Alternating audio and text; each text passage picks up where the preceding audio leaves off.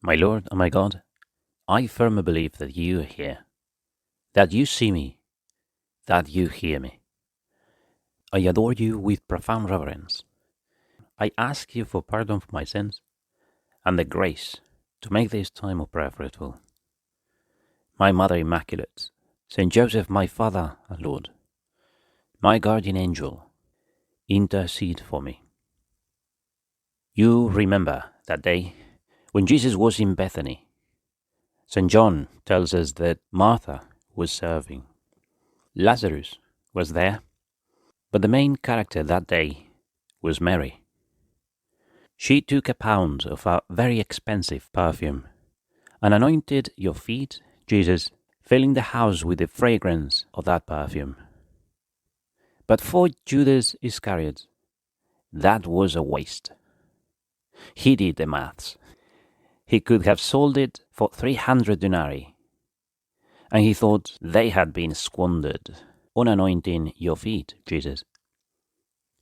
Commenting on that scene, Saint Josemaria explains that Mary, he says, reminds us of our duty to be generous with the worship of God. All beauty, richness, and majesty seem little to me, and against those who attack the richness of sacred vessels, of vestments and altars, stands the praise given by Jesus. Opus enim bonum operata es in me. She has acted well towards me. I remembered it when I thought about Saint Francis of Assisi, whose feast day we celebrate today. You know how, in a crucial moment of his life, as he was kneeling before the crucifix, he heard your voice, Jesus, saying, "Francis, go rebuild my house." And he immediately started rebuilding the church of San Damiano, where he was. And it took him a while to understand that your plan, Lord, went beyond those walls. 9 years ago, Father Augustine Thompson published Francis of Assisi, a new biography. In it, he says that the dominant theme in Francis's spirituality is not poverty or service to the poor, but devotion to the Eucharist. And I wanted to dwell on his generosity with the material needs that your life, Jesus, in the Eucharist demands. In his will, St. Francis wrote, "I want to have these most holy mysteries of his body and blood honored and venerated above all things, and I want to reserve them in precious places." And in his first letter to the clergy, St. Francis expressed his sorrow for the way you, Jesus, were treated with these words: "Let all those who administer the most holy mysteries consider how very dirty are the chalices, the corporals, and the altar linens, on which his body and blood are sacrificed. It is placed in many dirty places." St. Francis expressed his reverence for churches by sweeping and cleaning them. He tried to send his friars with precious ciboria and pyxes everywhere, so that when they found that your sacred body, Jesus, was reserved in inappropriate containers, they would place you in the very best place. Well, it is a message that fits with the life of every saint, for they were all in love with you, Jesus, in the Eucharist.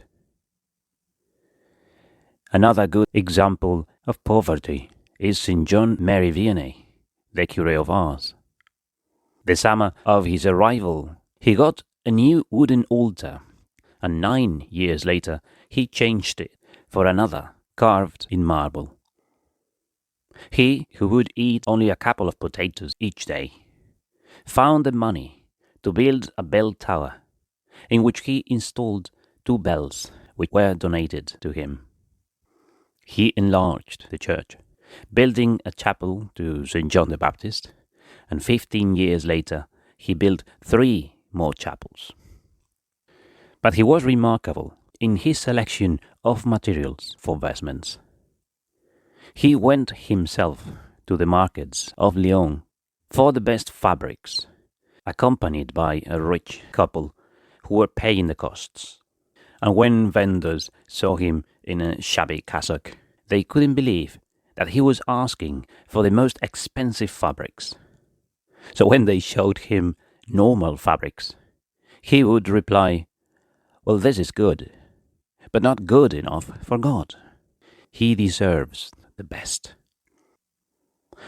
And he managed to receive donations to pay for a huge golden tabernacle. And the list goes on and on. And we're not surprised to find saints proving their faith in your real presence, Jesus, in the Eucharist, at the cost of everything they had. That for you, Jesus, we should always get the best we can afford. As a holy priest used to tell me when I was an altar boy, treat Jesus well, and he will treat you very well.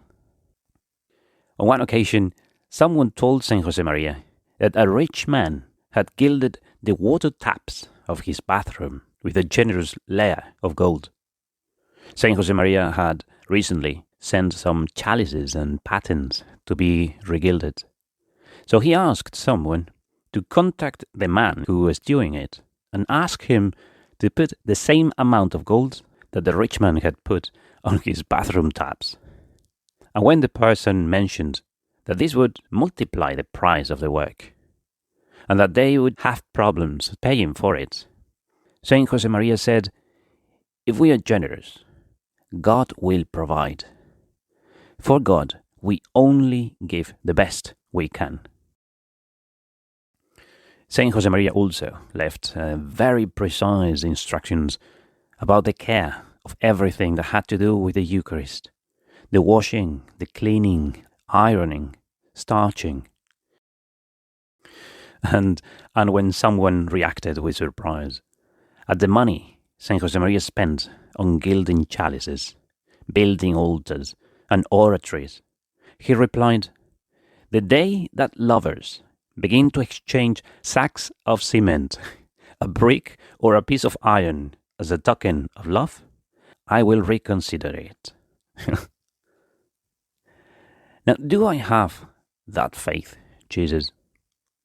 Do I prove with deeds my faith in your real presence? The other day, a boy asked me in the school about that moment when you, Jesus, flew off the handle, as the boy put it, making a whip of cords, driving people out of the temple, and also the sheep and cattle, pouring out coins, knocking desks over. You see, in the Gospels, we are used to seeing you, Jesus, always patient and calm with sinners and those who made mistakes. But the only time we see you, Lord, getting really upset is when it is about the house of God. Then you take no prisoners. And St. John concludes the episode saying, "His disciples remembered that it was written, 'The zeal of your house consumes me.'" Well, that was the zeal of St. Francis of Assisi, the zeal of St. John Mary Vianney, the zeal of St. Josemaria, the zeal of lovers who would not give a sack of cement, a brick, or a tin box as a ciborium. Like that lady who went to Mass one day and saw the new priest distributing Holy Communion, offering the consecrated host dipped into the chalice, the sanguis. And she saw that a drop of consecrated wine fell on the carpet. So after Mass, she went to the sacristy to tell the priest. She proposed that the carpet, which was a bit too old already, be replaced, that she would pay the costs. And when they pulled out the old carpet, she cut a piece where the stain of consecrated wine was. She framed it and hung it in her living room with a text from St. Thomas Aquinas, which reads in Latin, Cujus una stilla salvum facere, totum mundum quid ab omni scelere. Just one drop of it can heal the whole world of all its sins.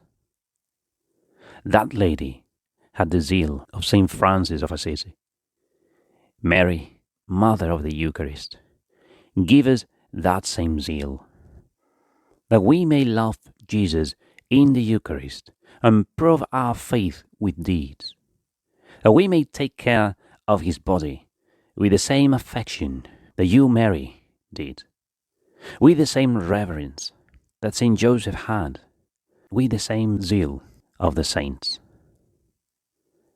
I give you thanks, my God, for the good resolutions, affections, and inspirations that you have communicated to me in this meditation. I ask you for help to put them into effect. My Mother Immaculate, St. Joseph, my Father and Lord, my guardian angel, intercede for me.